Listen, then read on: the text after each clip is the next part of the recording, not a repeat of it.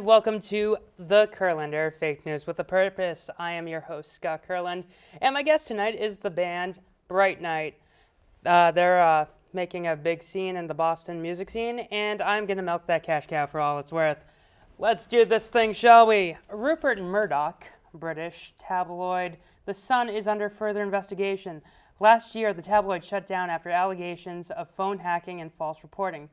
This week, a few police officers are coming forward accusing Murdoch of celebrity, government, and police payoffs. Come on now. Look at this face. Does that look like the face of a manipulative, money-spewing, Republican-backing, evil, violent, harmful, propaganda-throwing, wiretapping, computer-hacking sociopath? Yes, it does. Oh, Fox, you got trouble. With a capital T that rhymes with C, that stands for corrupt.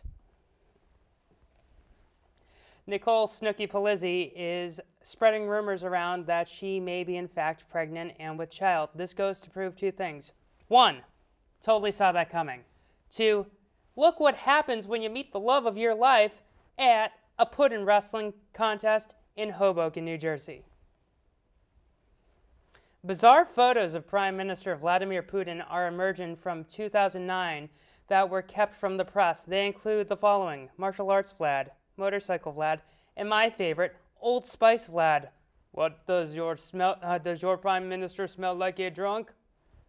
And ladies, I'm on a horse. Last week we lost Davy Jones of the Monkees. The singer is known for his late 60s television show, his countless albums, and his stalker, Marcia Brady, who invited him to the Sadie Hawkins dance in 1971.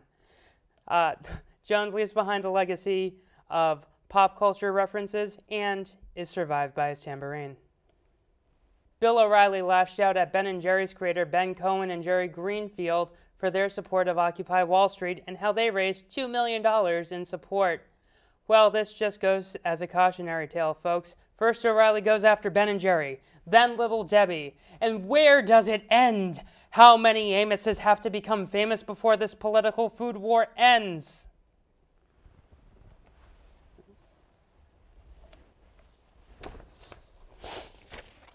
A spokesperson for Governor Sarah Palin is issuing a statement towards the Huffington Post and the fact that they're reporting that Sarah Palin is getting divorced from her husband Todd. They claim that her remarks were tongue-in-cheek and simply a joke. That's right, folks. Amongst the classic comedy things of midgets, farts, and pratfalls, divorce is the new comedy king. Sorry, domestic disturbances and infidelity, you lose. 1 Million Moms, the mothers group that tried to prevent Ellen from appearing on JCPenney ads due to the fact that DeGeneres is openly gay, is at it again. This time, they're boycotting Toys R Us for selling Archie comics featuring the gay union of Kevin Keller, an openly gay character. They're protesting because they know in his heart of hearts, he really belongs to Mr. Weatherby.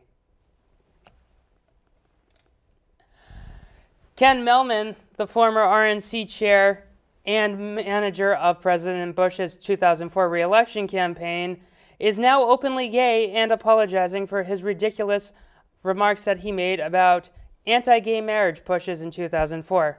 Oh, the irony is so delicious. I need to enjoy this. Oh, boy. I don't know why, but for some reason in my mind, gay representative tastes like chocolate. Last week, Senate Majority Leader Harry Reid openly mocked the voting process of the Senate, stating, "We're having our usual productive time in the Senate. Monday, no votes. Tuesday, no votes. Wednesday, no votes." Okay, since when is Harry Reid an old Jewish comedian from the Catskills? Next up on the Catskills stage, little Harry Reid. "Take my House Speaker, please. Let me tell you about my president. My president's cooking is so bad." How bad is it? It is so bad that the financial crisis we're in right now looks like paradise. Hi-oh! And next up, little Joey Biden. Huh, I get no respect. It's rough, you know. Rush Limbaugh is receiving a lot of slack for the comments that he made about Sandra Fluke. If you're not familiar with Fluke, Sandra Fluke is a Georgetown graduate and law student advocating for birth control plans. Limbaugh called her a slut and a prostitute, just to try and silence her. Well, Rushy, sticks and stones are what they're going to use to break your bones, because calling someone a slut will harm you.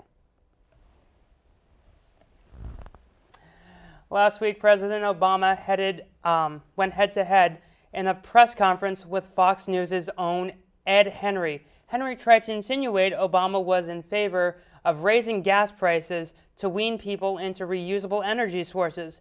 Obama was quick to point out, Henry, it's a re-election year. And then he asked Ed Henry if he really thought that raising gas prices was in the best interest for him for re-election. Henry then responded with, heavens to Murgatroyd, exit stage right. Well, folks, the Senate race to legalize marijuana has finally got its own representative. That's right, Bob Kerrey, an activist and supporter of the legalization of marijuana, is now trying to take the seat vacated by Ben Nelson. When asked why he should take the seat, Kerrey responded with, hey, man, like, you know, if I'm senator, man, I can get like stuff done, you know, and like legalize. What did I want to legalize again? Cause I am the dude, man, to legalize stuff that people hate. It looks like Paula Deen and her brother Bubba Ayers are being sued for sexual harassment and making racist comments for 5 years while running their restaurant, Uncle Bubba's Seafood and Oyster House in Savannah, Georgia. Okay, let me stop you right there. I know it's 2012 and racism should be obsolete, but look at them. They were raised in Georgia and she's posing with the Confederate flag in the back. Also, look at this guy's name. His name is Bubba. Of course, if you're a pretty girl, you're gonna get sexually harassed if you work for him. He has To Catch a Predator written all over him. I'm surprised Chris Hansen is not in the picture with him. Furthermore, the only Bubba not to harass ladies in this one situation is this one. Because he's too busy with shrimp stew, shrimp salad, shrimp gumbo, shrimp and potatoes. I mean, just because they have a show doesn't mean they're not racist perverts. I mean, look at this guy.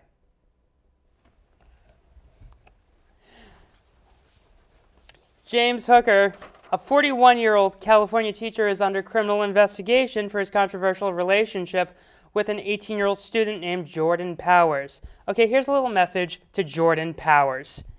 Everything he promised you, everything he ever said to you is a lie, because he is a 41-year-old divorced man and you're 18. This isn't the 1600s. He's not a rich duke or lord who needs an heir and needs a young bride to produce him his next of kin.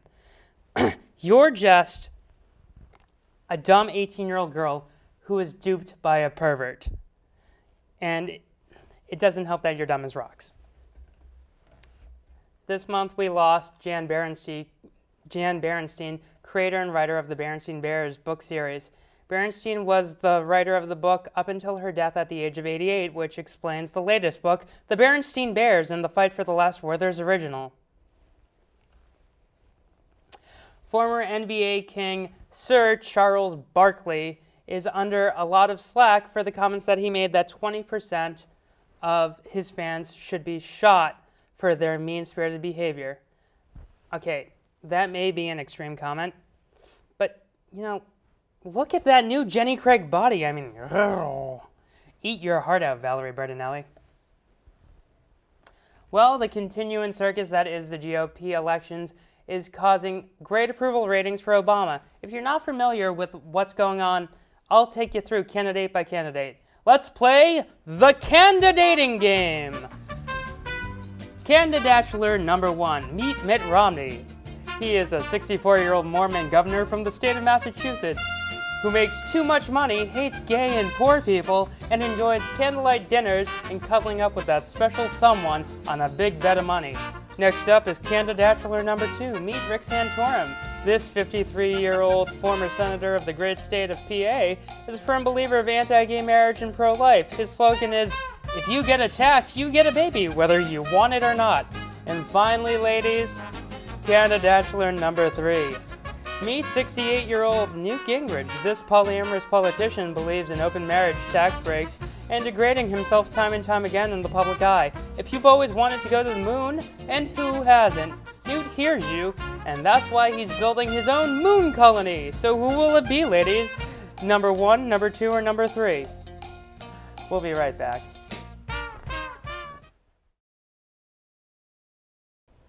With Herman Cain's most recent claims of denying sexual harassment charges, this has sparked an uproar about women's rights in the workplace. With more on sexual harassment policies, our senior feminist correspondent, Rachel Julian. Adam, where's Rachel? Hello, Scott. Sexual harassment. This is a terrifying situation, and alarming that Herman Cain would stoop so low. Okay, Adam, I'm gonna stop you. You would, being a dominating alpha male. Adam, you're not a woman. Scott, my eyes are up here. Please treat me like a lady. Adam, where's Rachel? Well, let me be honest with you, Scott. My assignment was to cover Newt Gingrich's future moon colony site. Yes, that was your assignment. And Rachel was to report on sexual harassment in the workplace from the female perspective. Yes, Adam, I know, but where is Rachel? I'm on the moon, Scott. Oh, dear Lord. That's right. This is the future site of Newt's moon colony, and the people here are quite delightful. One even sounds like David Bowie. Rachel, why did you switch with Adam? You're our only female correspondent. Don't be so one-dimensional. Adam is a strong woman at heart. You see, Scott, Rachel thinks I'm beautiful. Why don't you? Why did I ask? Sexual harassment is the one female-related problem in America's workplace. I myself am a strong, confident woman who knows the problems of being eye candy. Pose and blow a kiss to the camera. I'm pretty sure you just read the stage directions. No, Scott, I do not agree with Herman Cain. The man is a monster, and being the feminist that I am... Okay, just stop. Rachel, can you see what is happening here? That's right, Scott. Newt's moon colony will be the size of Earth, and you'll be able to have as many open moon marriages as you like, with as many moon brides as you feel necessary. Furthermore, us ladies know the hurt that comes with loving Herman Cain. The man's stance says no, but his mustache says yes. Well, I have lost all faith in humanity. Okay, I give in. Adam, being the fine, foxy lady that you are. Scott, that is a horrible statement. How dare you? Really, Scott, I'm on the moon and I'm disgusted. I'm in hell. You sure are. With a comment like that, I could sue, if I were a vain person. And this would be the Kurlander with Adam Bagney, your gender-confused news anchor. Whoa, whoa, whoa. If anybody's suing, it's going to be me. He sent me to the moon because I'm a woman. I sent Adam to the moon. You swapped because both of you are nuts. I beg to differ, Scott. Insanity is in the eye of the beholder. Man, I must have been a grand wizard in a past life to be privy to this. That concludes my expose. I'm sure you must have a dozen questions with witty banter. Smile and turn to camera. I think I'm good. Do you have any questions for me, Scott? Because I'm on the moon. Yes, I do have a question for you. Why do you hate me? That's a great question, Scott. When did Newt Gingrich get this crazy idea for the moon colony? Well, since the 60s, the space race was on. You're not even paying attention, are you? You're still reading Adam's script, aren't you? Furthermore, women have as many rights as women in the workplace as men do. Scott, eyes up here. You are correct, Scott. It was JFK who pushed us in the direction of the moon. But that chubby dreamer Newt he is the one who wants us on the moon. Okay. If I'm going to continue with this, I'm going to need a splash of my Uncle Doers. And that's why terms like sweetheart, toots, angel face, and apple bottom aren't appreciated. Moon Girl, what do you got? Well, Scott, you really don't need to be an astronaut to tell that you have a drinking problem and are avoiding the real issue at hand on the moon. I'm afraid to ask. Moon monsters, the dreaded moon array, half monster, half rock, half man? I honestly don't care enough to point out that that's not even possible. Actually, Scott, the moon ray is one of the deadliest creatures known to man. Aren't you supposed to be talking about sexual harassment or something? That's right. Back to my story. I went undercover on a soap opera dressed as a woman because my agents said that no one would hire me because I am too difficult to work with. Next thing I know, I'm a huge success and making out with Punky Brewster's dad, who was also sexually harassing. So you see, Scott, it all comes full circle. Adam, that's the plot of Tootsie. Or is it? It is. You just described Dustin Hoffman's plight. Or did I? You did. Scott, I'm having my own plight up here by myself. We almost didn't make it to the moon. Our captain almost hit a bunch of meteoroids. But I guess that's what happens when you let Tom Hanks fly a spaceship. Okay, Rachel, that's Apollo 13. Or is it? Okay, I don't even have time for this. So, Rachel, Newt Gingrich really believes that the moon is the way to go. Scott, I have no idea what you're talking about. I'm reporting on sexual harassment. Herman Cain, that rascal. No, no, no! No! You were on the moon. No, Scott, I'm on the moon. You really need to stop drinking. Oh, no, you don't, Adam. You were sitting right next to me. Scott, I've been here the whole time, and if you want to keep this professional, you better take your hand off of my thigh. My hands are right up here. And my eyes are right here. Really, Scott? More harassment? I'm shocked. I don't care how much pizza they pay me, and it's not worth it. So, Herman Cain pervert? Yes. Newt Gingrich nuts? And how? Fantastic. Rachel, Julian, and Adam Bagney, everyone. We'll be right back.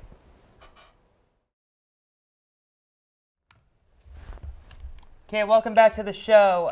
My guests tonight are members of the band Brightnight. We have Peter Gollins, we have Tom Buckley, and we have Jesse Alling. Hey, guys. Hi, Scott. So, basically, you guys are getting kind of big now. We're getting big-ish. Not. I mean, we're playing a lot more shows in Boston now. Yeah, you were at church. Yeah, we were. Yes. And we've played there 3 times now. I mean, yeah. But we're starting to play Copperfields a lot more again. Oh, nice. We were there a bunch before. So you're making the Statue of Liberty disappear? Yeah, exactly. We're doing our own thing with it. Went through a lot of doves. A lot of doves. I just picture Tom going through like the fan with the girl on his back. Like. So, who have you opened for? Okay, so remember Dispatch? Yes. Do you remember how they had a second band after Dispatch? Yeah. Do you remember that they had a drummer? Vaguely.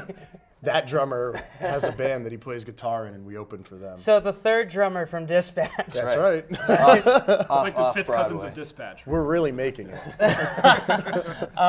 Well, I know at church they have bands like Company of Thieves and like Sleep Rage, and they always go there. We haven't been able to play with any, super big names besides. Company of Thieves isn't that big. I mean, they're one of my favorites, but I they're mean, not that big. bigger than us, I guess. Yeah, shooting for like Paradise and stuff like that. That is our next step. Nice. Yeah, or what we're working for it. Yeah. Love to be able to, but It's cool. everyone wants to play there, so. Yeah. Everyone wants to play there or the Middle East. The Middle East, yeah, we want to play up there, or down there, rather. Oh, that's right, because it's a restaurant on top, and then you go downstairs, and it's an actual club. Right, and then they have an third. Their food is terrible. Third stage too. Their food there is terrible. Oh, I mean, we went there. We went there right before New Year's, and they had this free little luncheon. Oh, nice. The food was okay. It's where they put all the guitarists that write their own songs. Yeah. So, basically, I've known you the longest because of swim team. Yep.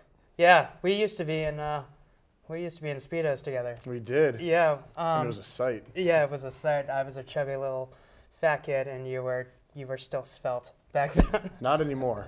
But anymore. And Tom, you and I used to do theater together. Yeah, Jesse, you and I had English together. Yep, that one time. So basically, do you still feel like you guys are the same people that you were? Or do you consider yourselves like musicians struggling? Well, definitely struggling. Always. Yeah. I'd say right now. I mean, Jesse wasn't with us when you knew us in high school as the Meanies, right? Yeah. Why did you lose the Meanies? That was such a great name. There's a band in Australia that had the same name. I told you should put the Blue Meanies. They're already a band as well. You get sued by Ringo. You should have done what they did in That Thing You Do and called yourselves We Are the Band You're About to Hear. We should have, but we went with. I don't even know how we settled on Brightnight. I think it was we were working one day and Yeah, someone sounded cool, like mentioned kind of a superhero name or something. Right. yeah, you know, the Brightnights. If you put the K in there. Yeah. Or you could have been called like the Light Brights. Well, actually, every person we've told that to that has any memory of Light Brights mentions, oh yeah, like the Light Bright thing in the 80s. That's Yeah. helped us a lot. We get it. Yeah. Instead of like, oh yeah, you're in a band, they're like, oh yeah, Light Bright, I did that too. So maybe it's good for us, but probably not. It's a good icebreaker. Not So, okay. So what else are you guys doing right now? I know you're coaching. Coaching a team in Acton, and then recording. Nice. Myself and we're starting a new album soon. So we produced one last year, and that went over well. But we have a lot more material that we want to record. It's such a pain. Like when you guys are writing songs, because some of the songs you write are like really fun and good-hearted. Some of them get really dark, and I'm looking at you, Tom. I'm looking at you. Tom's the emo kid of the group. So. Yeah, I mean, you know, music is an outlet for all emotions, I guess. Well, if you guys haven't heard any of their music, from when you guys were the Meanies, you had this great song. It's my favorite, Edgar. Oh yeah. Can you explain to them what that's about? Because when you told me, I'm not going to dive back into it. Do you know how many people have asked us to go back and revisit that song? Well, I'm not asking you to play it. No, I know. Oh no, I know. It's been one of those. Hey, play that song in high school you played all the time. Well, no, I just thought that it was creative because it was a song about a dog-faced boy. Yeah. It was a song about Edgar. Right. There you go, everyone. And that's what it's about. So yeah. I say way too much on the show, but That's part of it, though. I know. Is in the script. Is in the script. So basically, you guys are playing all summer. Yep. And all year. Yep. What has been like your biggest venue yet? Has it been church? Has it been what you consider church? Or? I think our best shows have been, at least for me, at the Precinct. Yeah. The Precinct. Not necessarily Precinct shows. not the biggest venue, but the most Right. people packed into a space to see us. Yeah. Oh, so like the fire hazard. Yeah. The fire hazard. Exactly. Yeah, Those are the best shows Yeah. to play. When the police come in the riot gear. Right. Yeah. People are literally like looking in from another room to see you play. That's the best. More That's the danger, best the part. better it is. Yeah, it's true. That's true. But I don't know. I don't know what biggest one it would have been. I think of it as, like we were just saying, how many people were there, not how big. Yeah, not how big the place was. Right. Once you start playing, How many House of people got Blues- trampled? You're doing body count. Right, body count. Right. Exactly. How many people really push to get inside? Yeah. It's, you know. Yeah, absolutely. It's the quality of the energy that Right. comes out Yeah, when you that's put them all in close quarters. Close quarters. So, have you heard of a Cafe 93.9? Berkeley just opened this. No. Oh, well, you should look into it because, well, that's where they have a lot of. FNX does a bunch of shows there, but they always try to get local bands to open for people, like big names, you mean? Company of Thieves, Sleeper Agent goes there a lot. Basically, Berkeley students are trying to get local bands because this is their big cafe. Right. So, yeah, they're near the Prudential Center, and basically, they will, if you call, they'll probably book you. Is 93.9 you said? Yeah, Cafe 93.9. Cafe 93.9. I actually think I've heard of that. Have Yeah. you? It's new? Last year was their okay. first opening. Yeah. Yeah. So we apply? I think it's run by the students, so honestly, just date one of the girls who runs the place. And Okay. yeah, You say date? yeah. That's all you know. There you go, Tom. We're locked in. So We are locked in. Locked in. So yeah, You guys are going to perform for us. Yes. Yes. Yes. Awesome. And we are going to have you back in the summer so you can see everyone, because we are missing people right now, aren't we? Yes. Yeah, well, we are hoping when we come back this summer, we'll be able to play kind of, not like a full-on live couple songs, but at least a better representation of our sound, for sure. Because who is missing right now? Lead guitarist. Who's the lead guitarist? My brother. Yeah. Oh, okay. My brother Eric, and then our bassist Mike. Yep. Yep. You know him. I know Yep. all of you guys. I know. I know. Great. This just feels like, hey, look, my friends are on the show. It kind of is what it's like. Though. Yeah, this feels like Wayne's World. Yeah. And yeah. But in like 5 years when we're playing like a garden and stuff, you'd be like, hey, I had those guys on my show before they true. were big. And then, Yeah, playing Do the you have a garden. quarter? Anyone got a quarter? I knew those guys. So we're going to take a break, and we will be right back with Tom. You're going to be playing. Yep. So we will be right back. Back camera. We will be right back, and we'll see you soon. Ladies and gentlemen, Tom Buckley of Brightnight.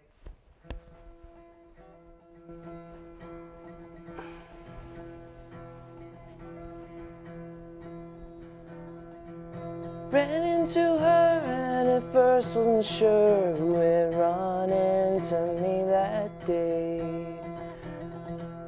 We'd fallen in love with a kiss and shrug between the kindergarten and first grade.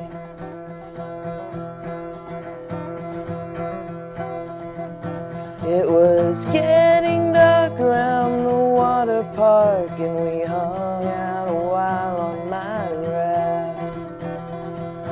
Hasn't been the same since the fun and games we used to play after our lunch out back. Auntie warns that it's starting to storm. Holds up some dry clothes I should wear. XYZ in your company was the beginning for all that I care. And in this safe place we can hide it out from the storm that blows in the sky. And in this safe place I'll hold you close till the water below us runs dry. And if I stay here with a heavy heart all alone outside your front step, will you greet me or run away?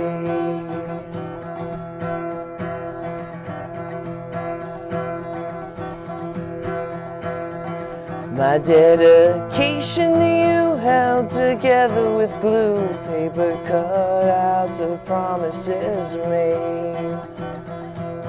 I'll be your king, push you high on the swings, make sure no one teases you again. XYZ in your company was the beginning, and we'd still laugh. ABC belonged to me until the very last day of class.